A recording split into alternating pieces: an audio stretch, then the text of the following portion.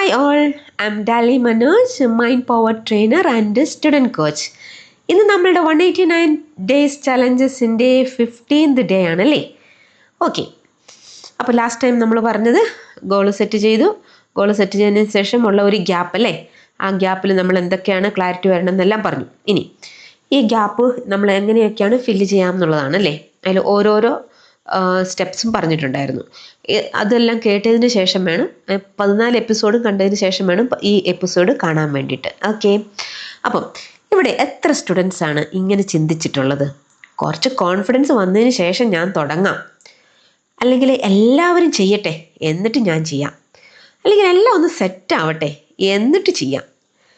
ഇങ്ങനെ ചിന്തിക്കുന്ന ഒരാൾ അവരുടെ ഗോളിനോട് ഒത്തിരി അകലെയാണ് നിൽക്കുക. നമ്മൾക്കൊരു എക്സാമ്പിൾ നോക്കാം. ഒരു ചെറിയ കുട്ടി നടക്കാൻ തുടങ്ങുന്നത് എങ്ങനെയാണ് എന്ന് നിങ്ങളൊരു നിമിഷം ചിന്തിച്ച് നോക്കിക്കേ. ആ കുട്ടി നടക്കാൻ തുടങ്ങുന്നതിന് മുമ്പ് ആ ബേബിക്ക് കോൺഫിഡൻസ് ഉണ്ടായിരുന്നോ? ഇല്ലല്ലേ. പെട്ടെന്ന് നടക്കുന്നുണ്ടോ? ഇല്ലല്ലേ. പലവട്ടം കുഞ്ഞ് വീഴുകയാണ്.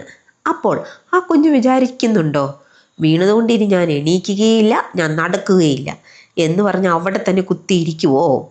ഇല്ലല്ലോ. പിന്നെ അവൻ എണീക്കും, ട്രൈ ചെയ്യും, വീഴും, പിന്നെയും ട്രൈ ചെയ്യും, എന്നാലും വീഴും. അങ്ങനെ ഒരു ദിവസം നടന്നു തുടങ്ങും. അപ്പോഴാണ് ആ കുഞ്ഞിന് കോൺഫിഡൻസ് വരുന്നത്. ആണോ? ഇവിടെ ഇപ്പം എന്താ സംഭവിച്ചിരിക്കുന്നത്? ആക്ഷൻ, എക്സ്പീരിയൻസ്, കോൺഫിഡൻസ് അല്ലേ.